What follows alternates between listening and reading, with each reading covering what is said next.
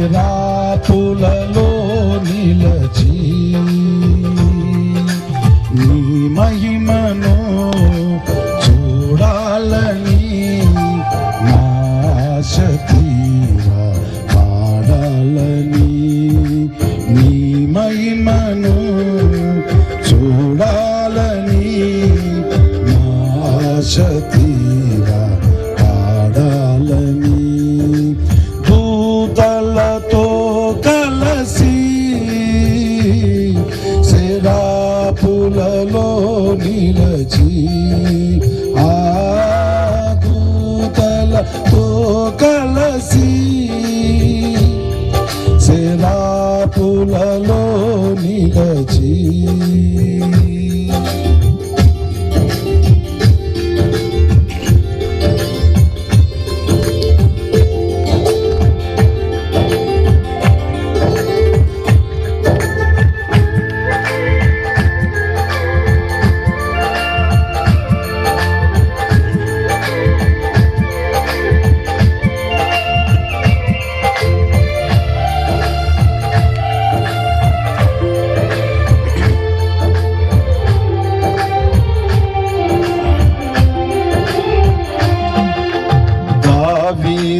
గానాల స్తోత్రారుడా కోరాగు కుమారుల స్తుతి పాత్రుడా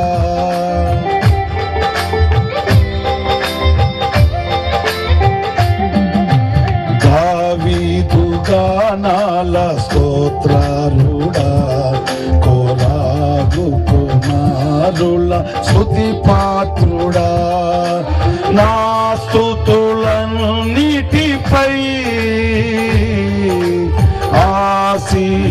ఆసీనుడవయ్యా నా స్తుతులన్నిటిపై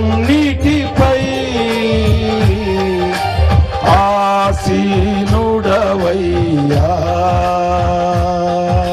నీ మహిమను చూడాలని ఆశ తీరా పాడాలని నీ మహిమను చూడాలని ఆశ తీరా పాడాలని దూతలతో కలసి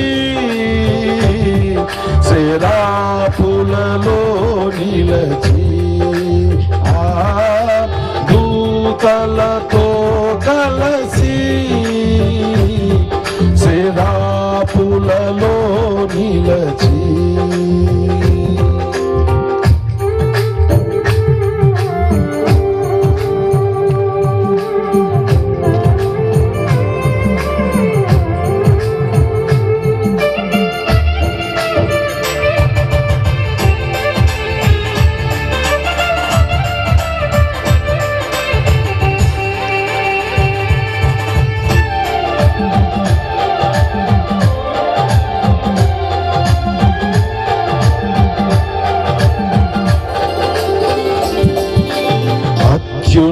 అత్యున్నతమైన సింహాసనమందు ఆసీనుడవై ప్రభు నీవుండగా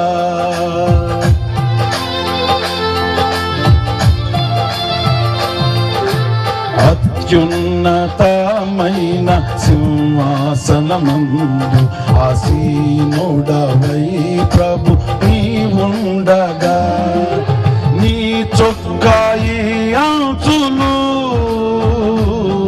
దేవాలయమే నిండగా నీ చొక్కాయి అంచులు దేవాలయమే నిండగా నీ మహిమను చూడాలని ఆశ తీరా పాడాలని నీ మహిమను చూడాలని ఆశ తీరా పాడాలని దూతలతో కలసి సేరాపులలో నిలచి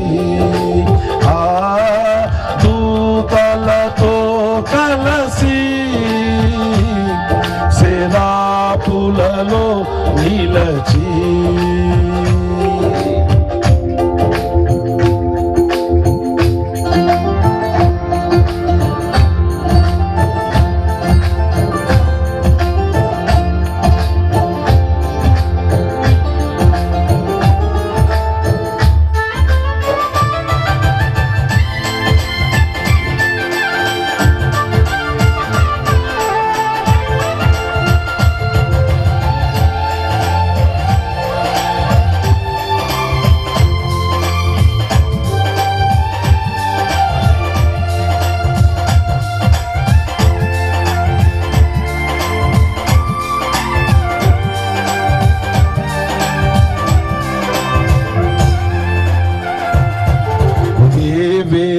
దూతలు నిన్ను పాడగా ఆ కంఠ స్వరములే ధ్వనించగా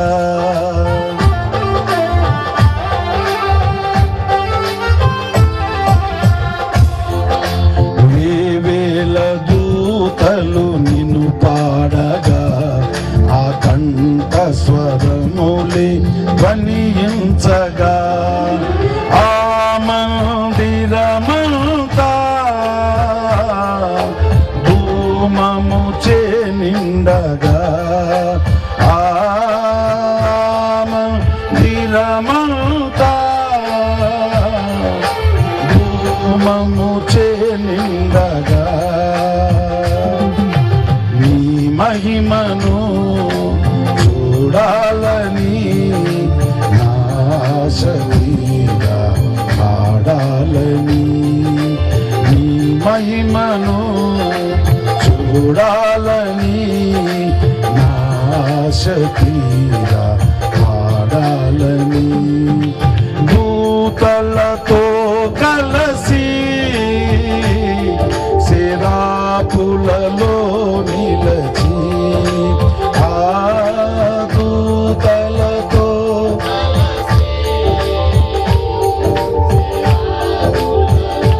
నిలచి నీ మహిమను చూడాలని నాశనీగా పాడాలని నీ మహిమను చూడాలని నాశనీగా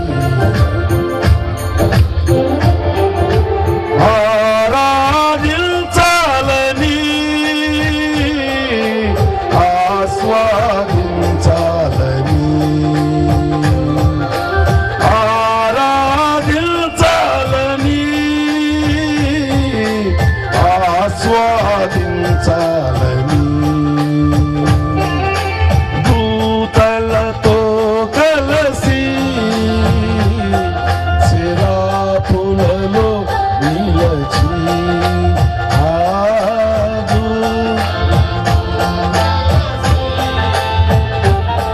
శరాపులలో నిలచి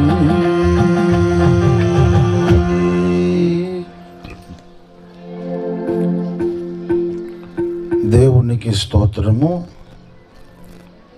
ఆఖరుగా ఒక పాట పాడుకుంటూ ఒక 5-10 నిమిషాలు దేవుని ఉపదేశం శ్రద్ధతో ఆలకించి దైవాశీర్వాదములు మనం పొందుకుందాం. అందరూ కూడా సంపూర్ణమైన దీవెన మీరు దైవ సన్నిధిలో పొందుకోవాలి. అది నా ప్రగాఢ వాంఛ. మనుషులందరూ దేవుని ఆశీర్వాదం పొందుకోవాలి. దేవుని ఆశీర్వాదముతో అద్భుతమైనటువంటి శాంతి సౌఖ్యం పొందుకోవాలనేది నేను కోరుకుంటున్నాను.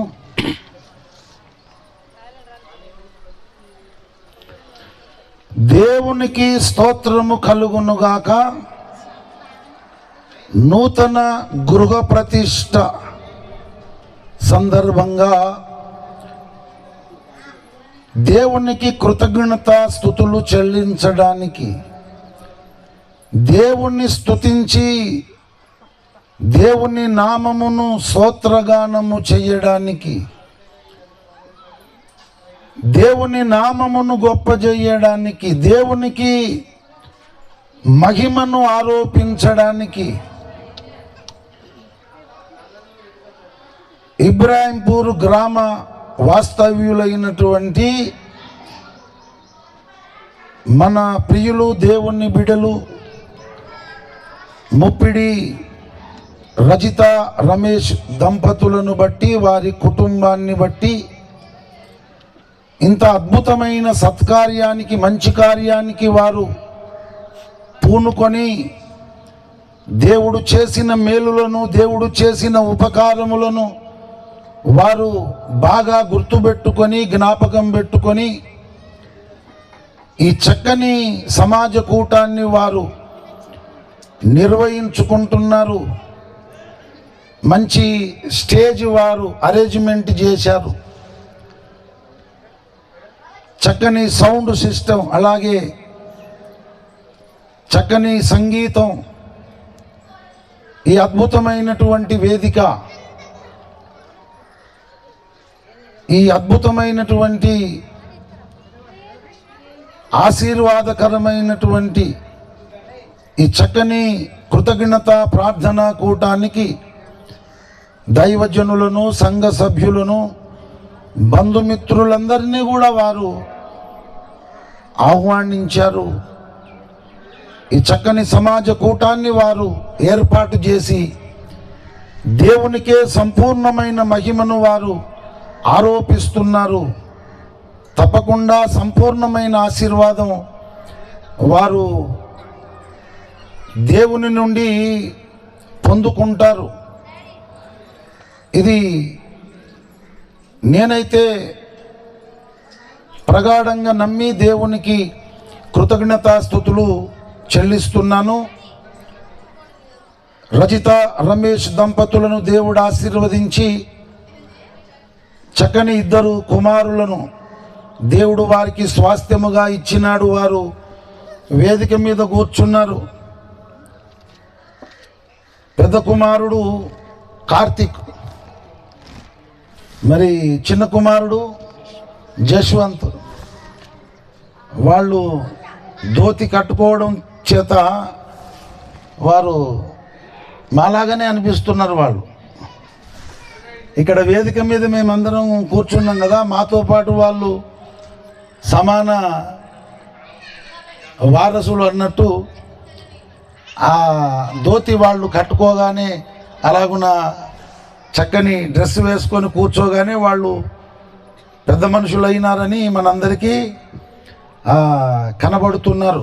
కాబట్టి ఇప్పటి నుంచి మీరు పెద్ద మనుషులు, పెద్ద పెద్ద ఆలోచనలు చేయాలి, మంచి మంచి మాటలు మాట్లాడాలి, పెద్దలను గౌరవించాలి, తల్లిదండ్రులను గౌరవించాలి, దేవునికి ఎప్పుడూ కృతజ్ఞత కలిగి ఉండాలి. మరి ఈ మంచి వేదిక, మీకేమో మహారాజు కుర్చీ కదా, మాకు మామూలు ప్లాస్టిక్ కుర్చీలు ఎందుకు? మరి మీకు అంత డెకరేషన్ కదా, మీద చక్కని పువ్వులు, మంచి మహారాజు కుర్చీ, మంచి డ్రెస్సులు ఎందుకు? మీరు పెద్ద మనుషులు అయినారని. ఇప్పటి నుంచి మీరు ఎట్లా ప్రవర్తించాలి? మేము పెద్దవాళ్ళము అన్నట్టే ప్రవర్తించాలి. చిన్నపిల్లల చేష్టలు మానివేయాలి. అది మీరు నేర్చుకోవాలి ఈరోజు. దేవునికి స్తోత్రం, హల్లెలూయా. చక్కని 2 కుమారులను దేవుడు వారికి ఇవ్వడమే కాకుండా మంచి బిల్డింగు వారు ఇదివరకు కట్టుకున్నారు. ఎంత గుర్తు చేసుకున్నా నాకు ఆ పాత లొకేషన్ అయితే గుర్తుకు రావడం లేదు. చాలాసార్లు ప్రార్థన కూటాలు పెట్టుకున్నారు ఇంట్లో. అలాగే వెళ్ళి అలా కూర్చొని ప్రార్థన కూటం జరిగించి ఏ గదిలో భోజనం చేశామో, ఎక్కడ మరి తిరిగామో అర్థం కానట్టే ఉంది నాకైతే. ఇటీవల నిన్న మొన్న కట్టుకున్న కొత్త బిల్డింగ్ లాగా, ఇల్లులాగా మరి రమేష్ చక్కగా డిజైన్ చేశాడు. నేను అడిగాను, ప్లాన్ అంతా ఆయనదే, ఇంజనీరింగ్ ప్లాన్ కాదు. చక్కగా దాన్ని మలిచాడు. మంచి కాంపౌండ్ వాళ్ళు, మంచి ప్రధాన ద్వారము, మంచి గుమ్మము, లోపలికి వెళ్తే కూడా కావలసినంత హాల్ ఉంది, కిచెన్ ఉంది, 2 పడక గదులు ఉన్నాయి. చాలా చక్కగా ఈ ఇల్లు నిర్మాణం కావడానికి దేవుడు కూడా వారికి సహాయం చేశాడు. ఇంత గొప్ప మేలు దేవుడు వారికి చేశాడు. వారికి ఇచ్చిన పిల్లలను కూడా పెంచి పెద్ద చేస్తున్నాడు. ఇంత అద్భుతమైన కార్యం భగవంతుడు చేసినప్పుడు, భగవంతుడా నీకు స్తోత్రం అని చేతులెత్తి మొక్కకపోతే దేవునికి అన్యాయం చేసిన వాళ్ళమైతామని వాళ్ళు ఇంత గొప్పగా కార్యక్రమాన్ని ఏర్పాటు చేశారు. ఏదో ఆ లోపలనే ఓ టేబుల్ వేసి చిన్నగా వాళ్ళు చేయవచ్చు, మేమేమైనా జరిమానా వేస్తాం వాళ్ళకు. కానీ ఇంత పెద్ద సౌండ్ సిస్టమ్, అలాగే మంచి సంగీతం, ఇంతమందిని పిలుచుకున్నారంటే దేవుని పట్ల వాళ్ళ ప్రేమను, కృతజ్ఞత బుద్ధిని వాళ్ళు చాటుతున్నారు, ప్రకటిస్తున్నారు. అందును బట్టి తప్పకుండా వాళ్ళు దేవుని చేత సంపూర్ణముగా ఆశీర్వదించబడతారు.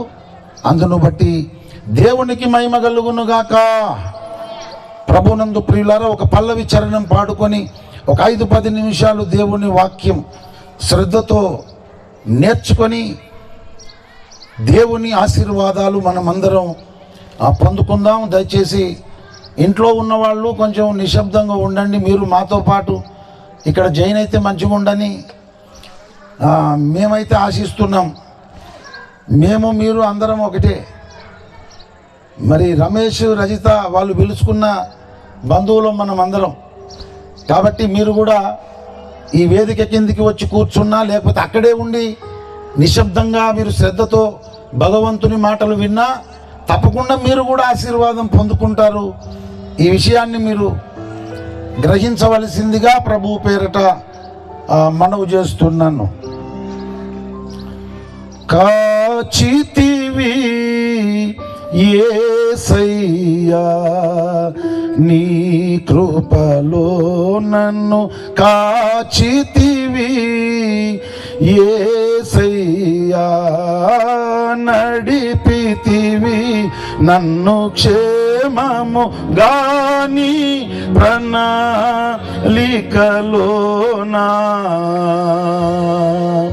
నడిపితివి నన్ను క్షేమము గాని ప్రణాళికలోనా. హల్లెలూయా స్తుతి మహిమా, హల్లెలూయా స్తుతి మహిమా, హల్లెలూయా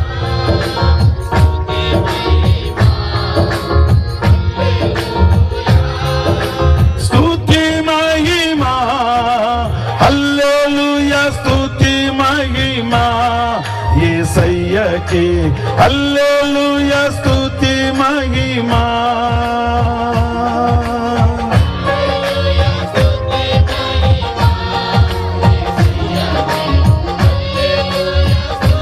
మహిమా కాచితివి యేసయ్యా నీ కృపలో నన్ను కాచితివి యేసయ్యా.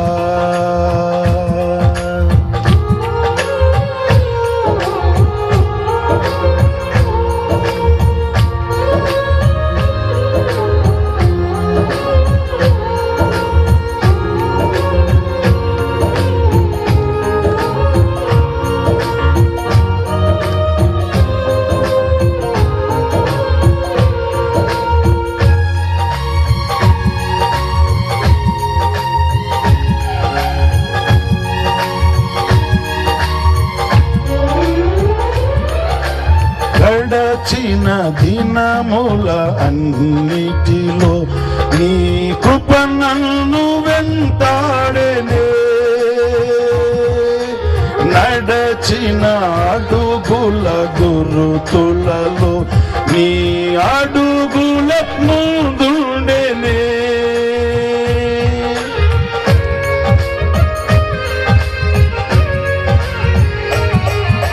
గడచిన దినముల అన్నిటిలో నీ కృప నన్ను వెంటాడెనే, నడచిన అడుగుల గురుతులలో నీ అడుగుల ముందుండెనే.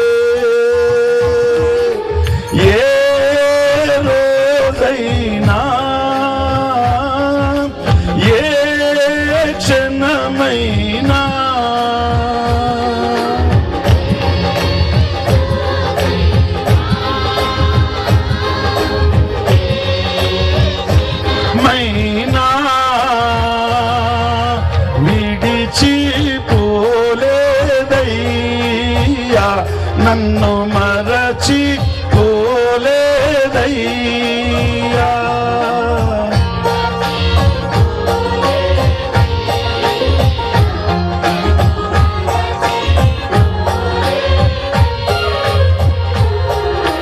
విడిచి పోలేదయ్యా, నన్ను మరచి పోలేదయ్యా.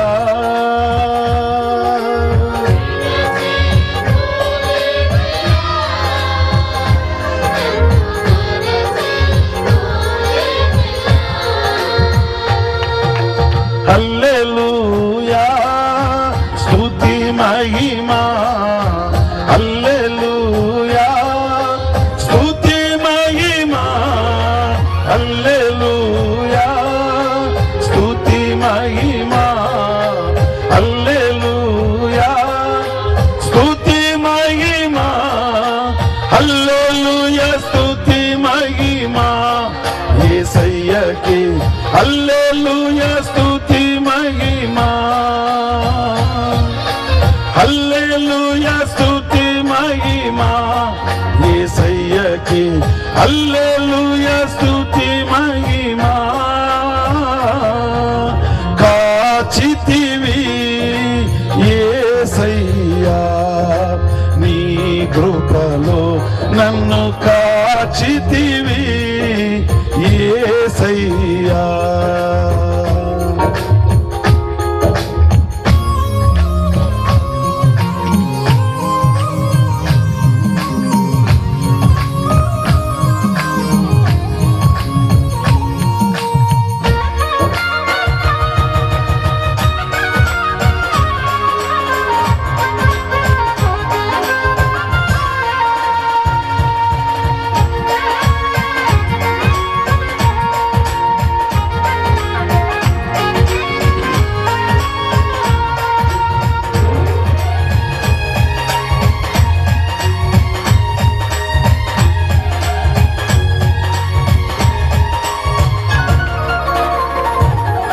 నా శ్రమలో నా రోదనలో నీ వాక్యమే ధ్వనించగా,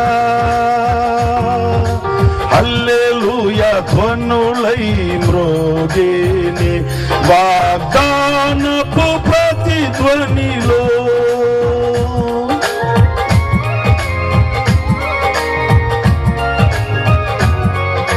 నా శ్రమలో నా రోదనలో నీ వాక్యమే ధ్వనించగా, హల్లెలూయా ధ్వనులై మ్రోగేని వాగ్దానపు ప్రతిధ్వనిలో. నీ హస్తములో నా శ్రమలన్నీ, నీ హస్తములో నా శ్రమలన్నీ నాట్యముగా మారేనే, ఇక నాట్యము చేసేదనే, నాట్యముగా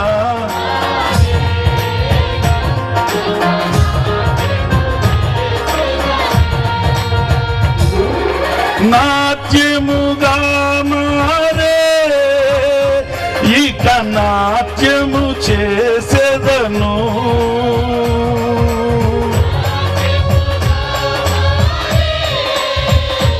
ఇక నాట్యము చేసేదను. హల్లెలూయా స్తుతి మహిమా, హల్లెలూయా స్తుతి మహిమా, హల్లెలూయా.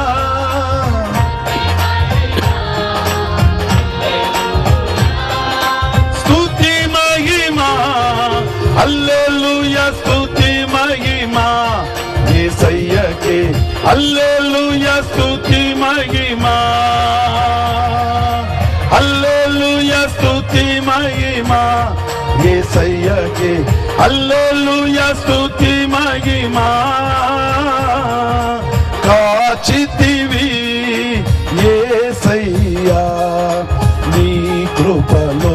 నన్ను కాచితివి యేసయ్యా.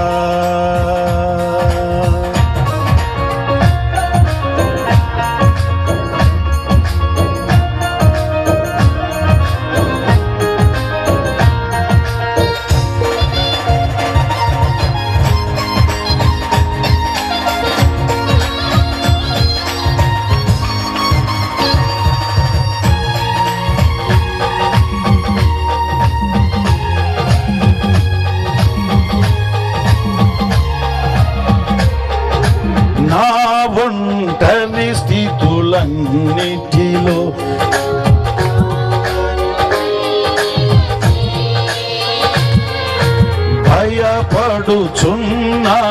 భయపడుచున్నావెందుకని నా ముందర నడచితివే.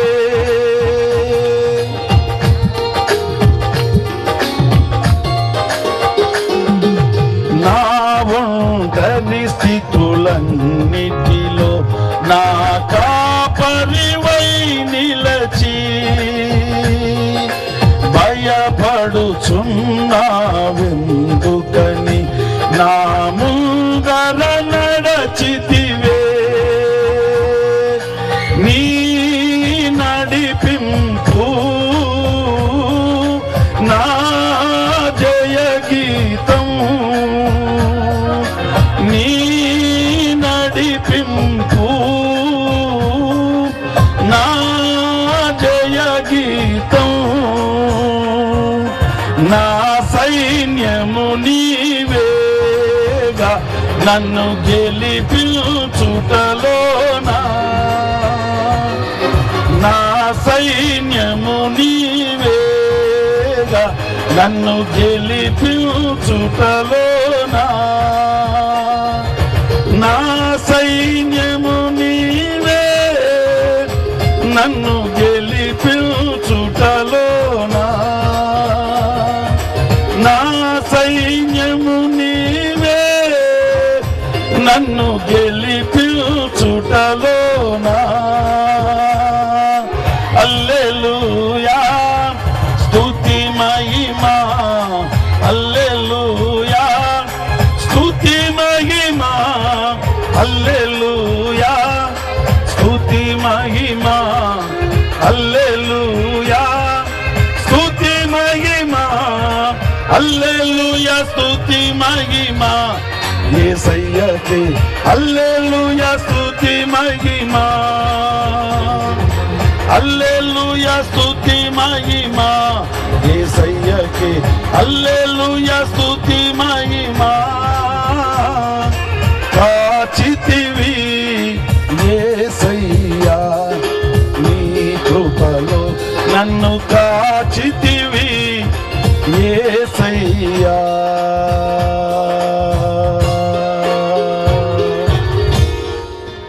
దేవునికి స్తోత్రము. దయచేసి ఒక 5-10 నిమిషాలైన తర్వాత ప్రార్థన కూటం ముగిస్తాము. అప్పుడు కూడా మేమందరం కలిసి వారిని దర్శించి ఫోటో తీయించుకుందాం. ఇంతసేపు ఓపిక పట్టినటువంటి మీరందరూ కూడా ఒక 5-10 నిమిషాలు ఓపికతో ఉండండి.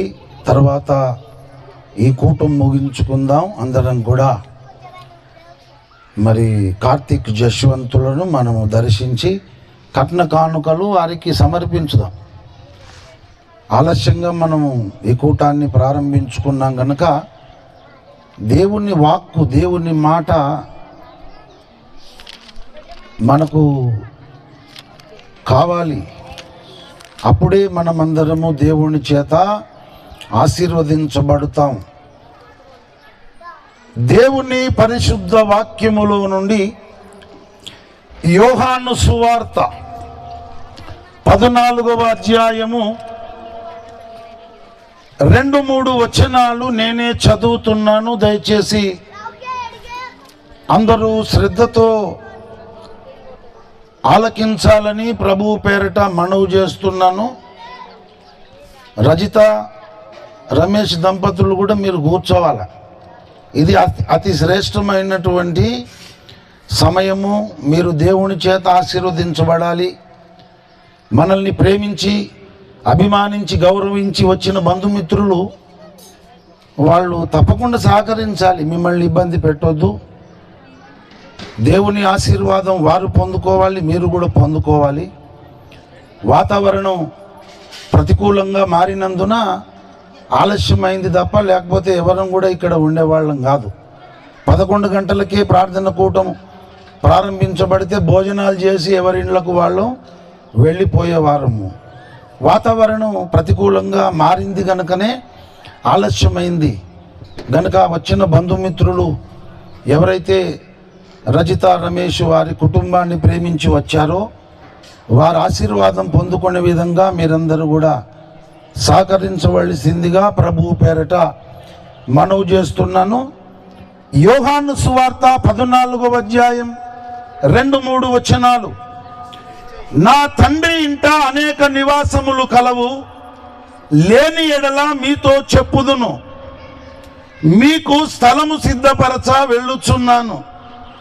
నేను వెళ్ళి మీకు స్థలము సిద్ధపరిచిన ఎడల నేనుండు స్థలములో మీరును ఉండులాగున మరలా వచ్చి నా యొద్ద నుండుటకు మిమ్మును తీసుకొని పోవుదును. చదువబడిన ఈ లేఖన భాగమును దేవుడు మన వినికిడిలో ఆశీర్వదించునుగాక. ప్రభునందు నాకు అత్యంత ప్రియులారా, యావత్ భూమి మీద కాపురం ఉండుటకు ఆదాము అనే ఒక మనుషుని నుండి దేవుడు సకల జాతుల మనుషులను సృష్టించినాడని అపోస్తలుల కార్యములు 17వ అధ్యాయము 26-27 వచనాలలో చూపిస్తున్నాడు. మరియు యావత్ భూమి మీద కాపురముండుటకు దేవుడు ఒకని నుండి ప్రతి జాతి మనుషులను సృష్టించి జాగ్రత్తగా ఒక మాట మీరు వినండి. ఆకాశము క్రింద భూమి మీద యావత్ భూమి మీద మనుషులు కాపురము ఉండడానికి, నివాసం ఉండడానికి దేవుడు ఆదాము అనే ఒక మనుషుని నుండి సకల జాతి మనుషులను సృష్టించినాడు. అద్భుతమైన ఈ లోకము, అద్భుతమైన ఈ ప్రపంచము, అద్భుతమైనటువంటి ఈ భూగోళము, అన్ని జాతుల మనుషులు, అన్ని జాతుల ప్రాణులు చాలా చక్కగా నివాసము చేయడానికి, చాలా చక్కగా బ్రతకడానికి, జీవించడానికి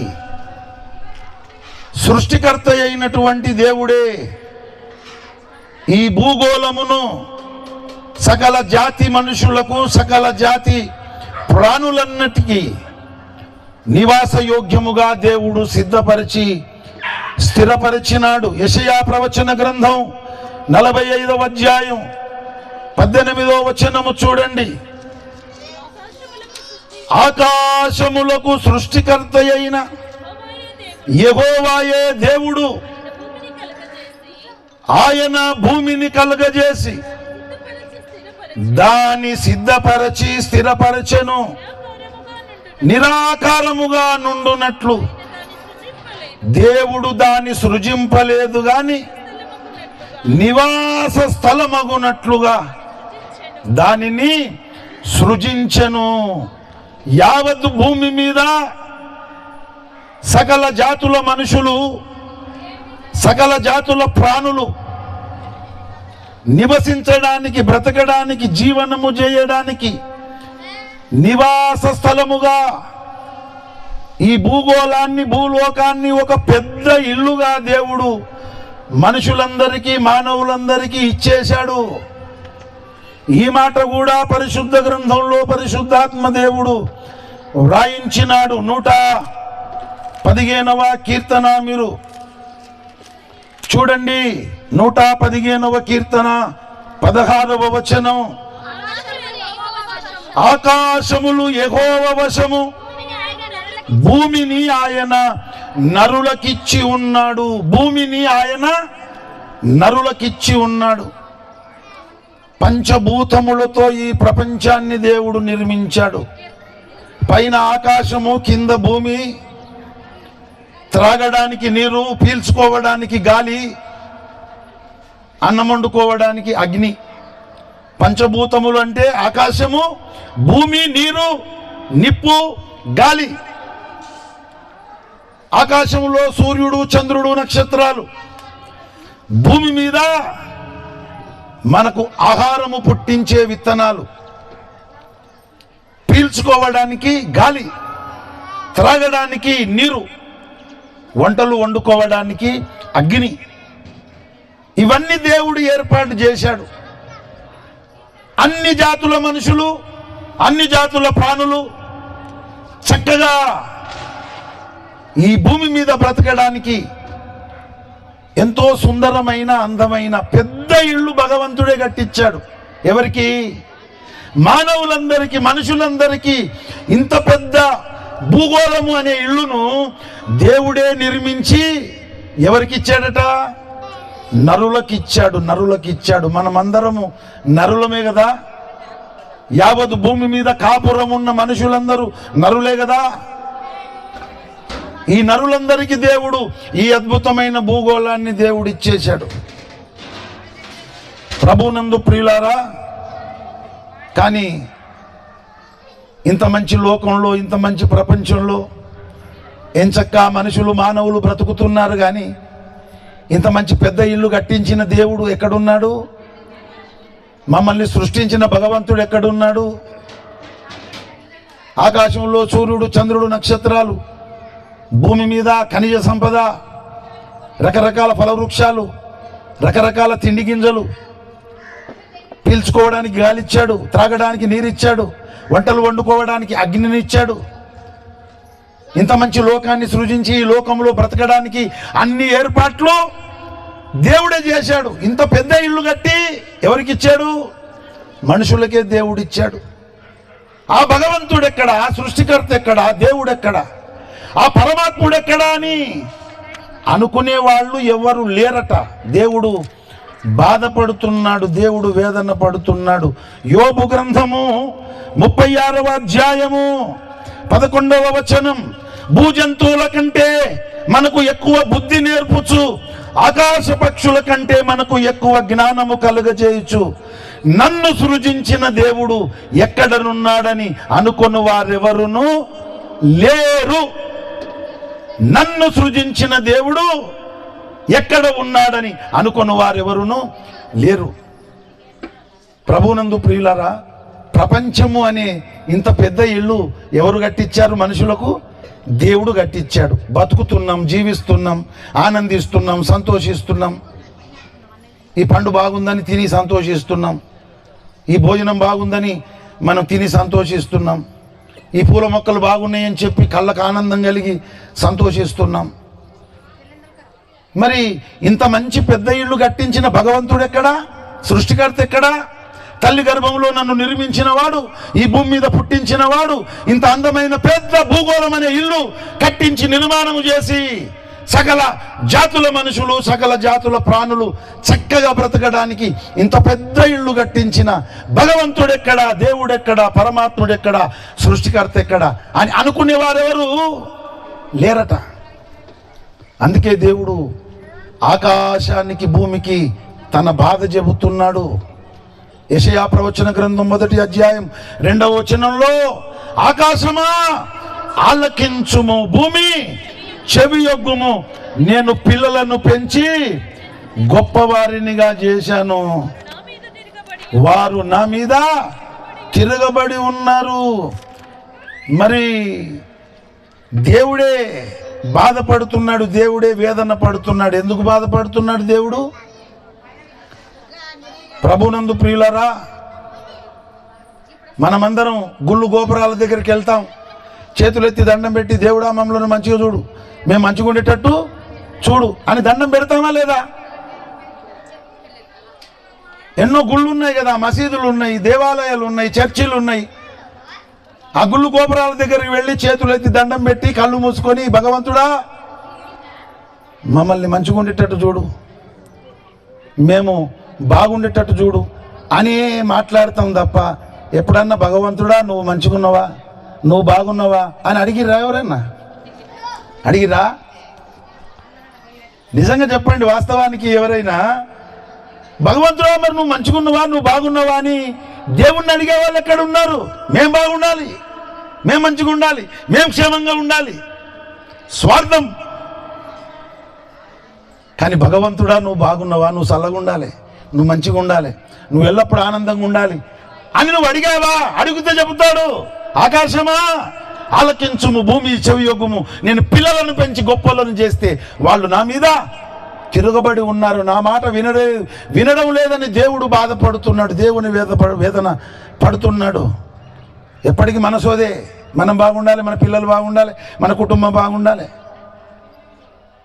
అని మొక్కుబడులు చేస్తూ ఉంటాం మనం. కానీ భగవంతుని ఎప్పుడన్నా నువ్వు బాగున్నావా స్వామి, నువ్వు మంచిగున్నావా, నువ్వు చల్లగా ఉండాలి తండ్రి, నువ్వు చల్లగా ఉంటేనే మేమందరం బాగుంటాం, ఏమన్నా నా వల్ల బాధ అవుతుందా, ఏమైనా వేదన అవుతుందా? తల్లి గర్భమందు నన్ను నిర్మించిన వాడు, భూమి మీద పుట్టించిన వాడు, ఇంత పెద్ద ఇల్లు నాకు ఇచ్చావు, చక్కగా బతుకుతున్నాను, ఇంత గొప్ప కార్యం చేశావు, మరి నా వల్ల సంతోషపడుతున్నావా, బాధపడుతున్నావా అని భగవంతుని అడిగితే చెబుతాడు కదా ఆయన. ప్రభునందు ప్రియులారా, ఇంత అద్భుతమైన ప్రపంచంలో బ్రతుకుతున్నారు, కానీ నన్ను సృష్టించిన భగవంతుడు, ఈ లోకాన్ని కలగజేసిన దేవుడు ఎక్కడున్నాడని అనుకునే వారెవరూ లేరని దేవుడు బాధపడుతున్నాడు. ప్రభునందు ప్రియులారా, ఇక్కడ ఒక ప్రాముఖ్యమైన సత్యాన్ని మనం గ్రహించాలి, అర్థము చేసుకోవాలి. ఏ దేవుడైతే నిన్ను సృష్టించాడో, ఏ భగవంతుడైతే ఈ ప్రపంచాన్ని నిర్మాణం చేశాడో, ఆ దేవుడే, ఆ భగవంతుడే నీకు అసలు సిసలైన శాశ్వతమైనటువంటి నిర్మాణము, నివాస స్థలము. జాగ్రత్తగా ఈ మాట వినండి, నేను ముగించేస్తాను. ఎవరినైతే దేవుడు అంటున్నామో, ఎవరినైతే భగవంతుడు అంటున్నామో, ఎవరినైతే సృష్టికర్త అంటున్నామో, ఎవరినైతే పరమాత్ముడు అంటున్నామో, ఆ భగవంతుడు, ఆ దేవుడు, ఆ పరమాత్ముడు, ఆ సృష్టికర్తనే నీకు శాశ్వతమైన నివాస స్థలము. ఈ లోకము నీకు శాశ్వతమైన నివాస స్థలము కాదు. మనం కట్టుకున్న బిల్డింగులు, ఇండ్లు, ఇప్పుడు రమేష్, రజిత కట్టుకున్నటువంటి బిల్డింగు, ఇవేవి కూడా శాశ్వత నివాస స్థలము కాదు. అసలు మానవులము, మనుషులమైనటువంటి మనమే శాశ్వతమైనటువంటి నివాసులముగా ఇక్కడ మనం ఉండలేము. మనకు కనబడుతున్నటువంటి ఈ ప్రపంచము మనకు శాశ్వతమైన నివాసము కాదు. ఈ భూమి మీద బ్రతుకుతున్నటువంటి మనము కూడా ఇక్కడ శాశ్వతంగా ఉండము.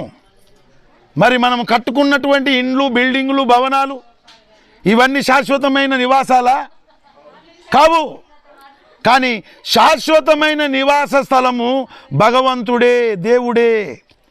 ద్వితీయోపదేశ కాండము మీరు చూడండి, ఆఖరి అధ్యాయం, ద్వితీయోపదేశ కాండము 33వ అధ్యాయము 27వ వచనం. శాశ్వతుడైన దేవుడు నీకు నివాస స్థలము.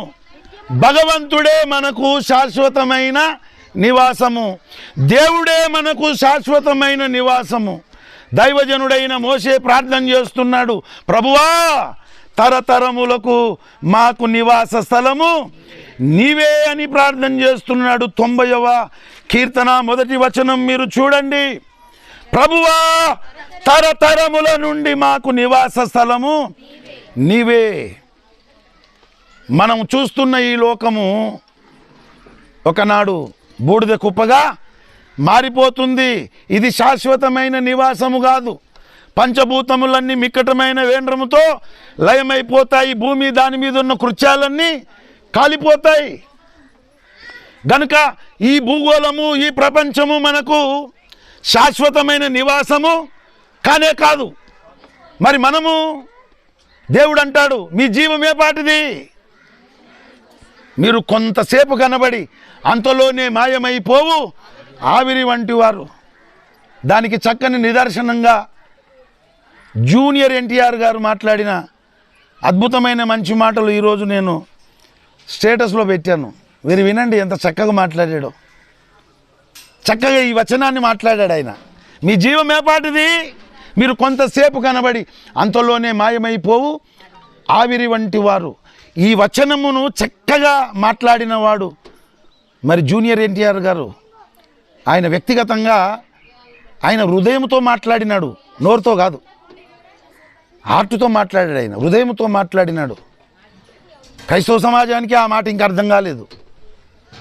సినిమాలు తీసే ఆ జూనియర్ ఎన్టీఆర్కి అర్థమైంది, ఇంకా ఆ మాట క్రైస్తవ సమాజానికి అర్థం కాలేదు. అది చాలా విడ్డూరము, విచిత్రం. మీ జీవమేపాటిది, మీరు కొంతసేపు కనబడి అంతలోనే మాయమైపోవు ఆవిరి వంటి వారు. ప్రపంచమేమో భవిష్యత్తులో బూడిద కుప్ప. మనమేమో ఈరోజు ఉన్నాం, రేపు ఉంటామో లేదో తెలియదు. మరి మనం కట్టుకున్న బిల్డింగులు, అందమైన భవనాలు, ఈ రాజభవనాలన్నీ మనకు శాశ్వత నివాసమా? కానే కాదు. భగవంతుడే మనకు శాశ్వత నివాసం. మరి ఆయనే మనకు శాశ్వతమైన నివాసం కదా అని బైబిల్ చెబుతుంది కదా. మనము ఆయనను శాశ్వతమైనటువంటి నివాస స్థలముగా మనము చేసుకోవాలి. 91వ కీర్తన మీరు చూడండి, 9వ వచనం. యెహోవా నీవే నా ఆశ్రయము అని, నీవు మహోన్నతుడైన దేవుని నీకు నివాస స్థలముగా చేసుకొని ఉన్నావు. దేవుణ్ణే మనకు నివాస స్థలముగా చేసుకోవాలి. ఎందుకంటే దేవుడు శాశ్వతుడు. దేవుణ్ణే నివాస స్థలముగా చేసుకుంటే ఇక శాశ్వత కాలం మనం దేవునిలోనే ఉంటాము. ప్రభునందు ప్రియులారా, దేవుణ్ణి నివాస స్థలముగా చేసుకోవాలంటే దేవుడేమో పరిశుద్ధుడే, మనమేమో పాపులము. సైన్యములకు అధిపతి యెహోవా పరిశుద్ధుడు, పరిశుద్ధుడు, పరిశుద్ధుడని మానక దేవదూతలందరూ గానా ప్రతిగానాలు చేస్తున్నారు. సైన్యములకు అధిపతి యెహోవా పరిశుద్ధుడని బైబిల్ చెబుతుంది. ఆ దేవుడే, ఆ భగవంతుడే చెబుతున్నాడు, నేను పరిశుద్ధుడను గనక మీరును పరిశుద్ధులై ఉండండి. దేవుడు పరిశుద్ధుడు, మనం పరిశుద్ధులమా? కాదు. రోమా 3:23 ఏం చెబుతుంది? ఏ భేదమును లేదు, అందరూ పాపం చేసి ఉన్నారు. మనమేమో పాపులము, దేవుడేమో పరిశుద్ధుడు. పరిశుద్ధుడైన దేవునితో పాపులమైన మనం ఎలా చేరికవుతాం? అందుకే మానవులందరినీ, మనుషులందరినీ దేవుడు ప్రేమించి దేవుడే అవతారం ఎత్తి భూమధ్యపురములో రక్షకుడుగా పుట్టినాడు. ఆయన పేరు యేసుక్రీస్తు. అందరి పాపాలు తన మీదనే వేసుకొని కలువరిగిరి కొండలో కరుకు కొయ్యపైన వేలాడి రక్తమంతా కార్చి అరచి కేకబెట్టి ప్రాణం వదిలేసి మరణించి సమాధి చేయబడి 3వ దినమున తిరిగి లేచినాడు. ఆయనే పునరుద్ధానుడైన నజరేయుడైన యేసు. యేసు అంటే దేవుడు అని అర్థం. దేవుడు అంటే యేసు అని అర్థం. దేవుడు అనే 3 అక్షరాల పదానికి అర్థము, పరమార్థము యేసుక్రీస్తు. ఆయనే ఏకైక దేవుని ఏకైక దైవావతారము. యేసుక్రీస్తు అంటే అమెరికా దేవుడు కాదు, ఇంగ్లీష్ దేవుడు కాదు, నిన్న మొన్న వచ్చిన కొత్త దేవుడు కాదు, మాలమాదిగొల్ల దేవుడు కాదు. యేసుక్రీస్తు విశ్వ సృష్టికర్త. భూమి మీద ఉన్న అన్ని జాతుల వారికి ఆయనే దేవుడు. అన్ని జాతుల మనుషులను సృష్టించింది కూడా ఆయనే. గనుక పాపులమైనటువంటి మనం పరిశుద్ధుడైన దేవుని సత్యలోకానికి చేరడానికి, పరిశుద్ధుడైన దేవుని లోనికి వెళ్ళడానికి, ఆ ఏకైక దేవుని ఏకైక దైవావతారముగా, దేవునిలోని ఒక అంశగా, దేవునిలోని ఒక భాగముగా 2025 సంవత్సరాల కిందట భూమధ్యపురములో దావీదు పట్టణమందు రక్షకుడు పుట్టినాడు. ఆయన పేరు నజరేయుడైన యేసు. ఇదిగో లోక పాపమును మోసుకొని పోవు దేవుని గొర్రె పిల్లగా యేసుక్రీస్తు మనందరి పాపాలు తన మీద వేసుకొని మనందరి పాప శిక్షను యేసు ప్రభువే సిలువలో భరించి అందరి కొరకు రక్తము గార్చి అందరి కొరకు ప్రాణం పెట్టి అందరినీ ప్రేమించి అందరినీ దేవుడు ఉండే సత్యలోకానికి తీసుకొని వెళ్ళడానికి, దేవునిలోనికి మనల్ని చేర్చి మనము శాశ్వత కాలము నిత్యత్వమంతా యుగ యుగాలు దేవునితోనే దేవుడు ఉండే సత్యలోకంలో ఉండడానికి, ఆయనే మనకు నివాస స్థలము కావడానికి అవతారం ఎత్తి వచ్చాడు. ఆ ఏకైక దేవుని ఏకైక దైవావతారమే యేసుక్రీస్తు. ఆయనే మహోన్నతుడు. ఆ మహోన్నతుడైన యేసుక్రీస్తును మనం ఏం చేసుకోవాలి? మనకు నివాసముగా చేసుకోవాలి. యేసు ప్రభువును హృదయంలో చేర్చుకోవాలి. జన్మ కర్మ పాపాలు యేసు ప్రభువు కార్చిన రక్తంలో కడుక్కోవాలి, శుద్ధి చేసుకోవాలి. నీటిలో ముంచడము బాప్తిజమము పొంది దేవుని కుటుంబంలోకి రావాలి, దేవుని మార్గంలో కొనసాగాలి. అప్పుడే నీవు మహోన్నతుడైన యేసుక్రీస్తును నీకు నివాస స్థలముగా నువ్వు చేసుకుంటావు. ఎవరైతే యేసుక్రీస్తును నివాస స్థలముగా చేసుకుంటారో వాళ్ళను తీసుకొని వెళ్ళడానికి యేసు అతి త్వరలోనే రెండవసారి రాబోతున్నాడు. ఎక్కడికి తీసుకొని పోతాడు? మనల్ని తీసుకొని వెళ్ళడానికి పరలోకమందు తండ్రి ఇంట అనేక నివాసములున్నవి. ఆ నివాసాలన్నీ చక్కగా సిద్ధపరిచి స్థిరపరిచి, రమేష్ రజిత మంచి గృహం కట్టినట్టు దేవుడు కూడా, దేవుడు ఉండే సత్యలోకంలో మనందరికీ ఒక్కొక్కరికి ఒక విశాలమైన మంచి బిల్డింగు ఆయన కట్టి నిర్మాణం చేసి సిద్ధపరిచి స్థిరపరిచి అతి త్వరలోనే రెండవసారి రాబోతున్నాడు. ఎందుకు? ఎవరైతే యేసుక్రీస్తును నివాస స్థలముగా చేసుకున్నారో వాళ్ళందరినీ తీసుకొని పోతాడు. అక్కడ దేవుడు ఉండే సత్యలోకంలో ఇక యుగ యుగాలు నిత్యత్వం అంత శాశ్వత కాలం దేవుడు ఉంటాడు. దేవునిలో మనం ఉంటాము. దేవుడు ఉంటాడు, దేవుని సత్యలోకంలో మనం ఉంటాము. అది అసలు సిసలైన నివాస స్థలము. ఆ మాట యేసు ప్రభువే చెబుతున్నాడు. యోహాను సువార్త 14వ అధ్యాయం 2-3 వచనాలు ఇప్పుడు మీరు చదవండి. నా తండ్రి ఇంట అనేక నివాసములు కలవు, లేని ఎడలా నేను మీతో చెప్పుదును. ఎంత మంచి మాట, బంగారు మాట. నేను మీకు స్థలము సిద్ధపరచ వెళ్ళుచున్నాను. నేను వెళ్ళి మీకు స్థలము సిద్ధపరిచిన ఎడల, చూడండి భగవంతుడు చెప్తున్నాడు, నేనుండే స్థలములో మీరును ఉండులాగున. చూశారా? మరలా వచ్చి నా యొద్దనే శాశ్వత కాలం ఉండడానికి మిమ్మల్ని తీసుకొని పోవుదును. ఈ లోకము శాశ్వతం కాదు. ఈ లోకంలో బ్రతికే మనము శాశ్వతం కాదు. మనం కట్టుకునే బిల్డింగులు మనకు శాశ్వతం కాదు. అసలు సిసలైనటువంటి నిత్యమైన నివాసము యేసుక్రీస్తు. యేసుక్రీస్తును హృదయంలో చేర్చుకొని యేసునందు విశ్వాసం ఉంచి క్రీస్తుని రక్షకునిగా అంగీకరించి ముంచడం బాప్తిజమము పొంది ఎవరైతే దేవుని కుటుంబంలోనికి వచ్చేస్తారో వాళ్ళను మరలా వచ్చి యేసు తీసుకొని వెళ్తాడు. ఆ దేవుడే శాశ్వతమైన నివాసం అవుతాడు.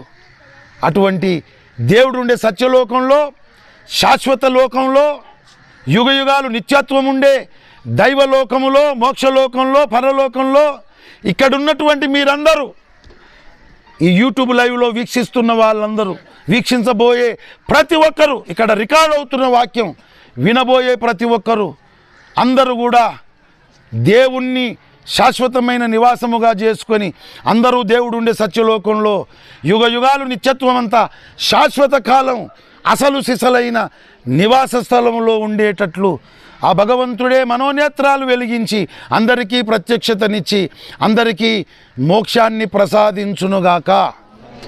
ఆమేన్. అందరూ తలలు వంచి కళ్ళు మూసుకోండి. చిన్న ప్రార్థన చేసుకొని ఈ కూటాన్ని మనం ముగించుకుందాం. ప్రార్థన.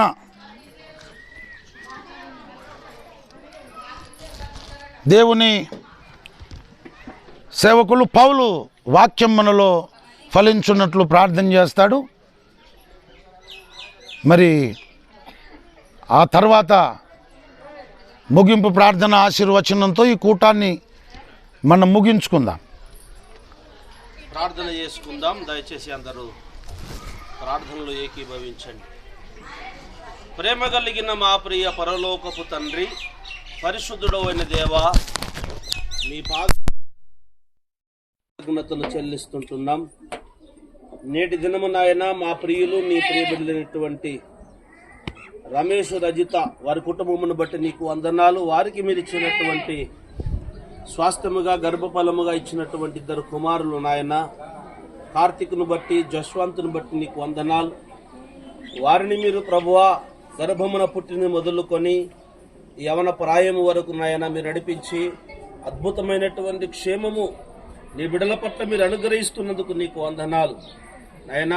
ఈ అనాది సంకల్పములోనే ఈ కుటుంబానికి మీరు ఇచ్చినటువంటి గొప్ప రక్షణను బట్టి నీకు వందనాలు మా ప్రభువా. ఇదిగో ఈ యొక్క నీ బిడ్డలు నాయన నేటి దినమునందు నాయన ఈ యొక్క 2 శుభకార్యములను బట్టి నూతన